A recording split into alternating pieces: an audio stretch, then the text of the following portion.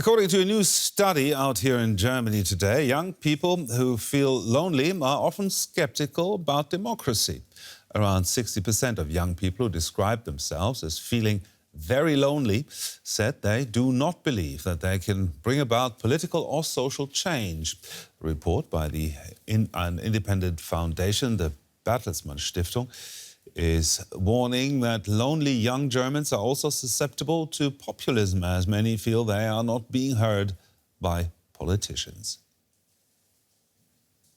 And let's bring in DW Chief Science Editor Zulfikar Abbany. Zulfikar, why is loneliness a catalyst for disenchantment with politics, especially among young people?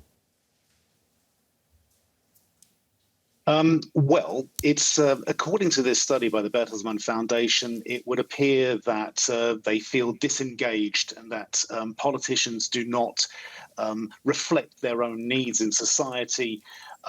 There is, however, a problem with the study itself, because whether you can track this sort of a behavior or this sort of a feeling, which is a subjective feeling, not an objective feeling, therefore is very difficult to measure, whether you can do that at all scientifically. I mean, I've spoken to political scientists who have a background in psychology also, who say that you cannot, for the very reason that loneliness is a subjective feeling. Also, I would say there are some problems with this study itself. And so if you were to ask the question whether we can track this scientifically, I'd say in this case, no.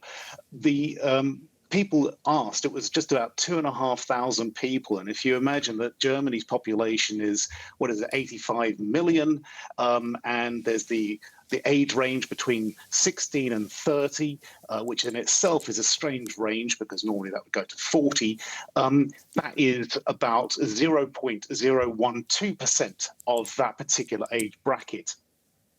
And a lot of the people who were asked are also, 75%, are unemployed. And so it's very easy to sort of make certain extrapolations, particularly if you ask very targeted questions about politics, to get this sort of a result. My feeling is, though, that what's happening here is that people in Germany are desperate to work out why there is such a move towards far-right movements or this general disengagement, and how you can then get closer to young people who seem to be totally lost. But young people are generally lost subjectively in any case, and that can be then compounded if you don't have a job and if you don't have a direction in life.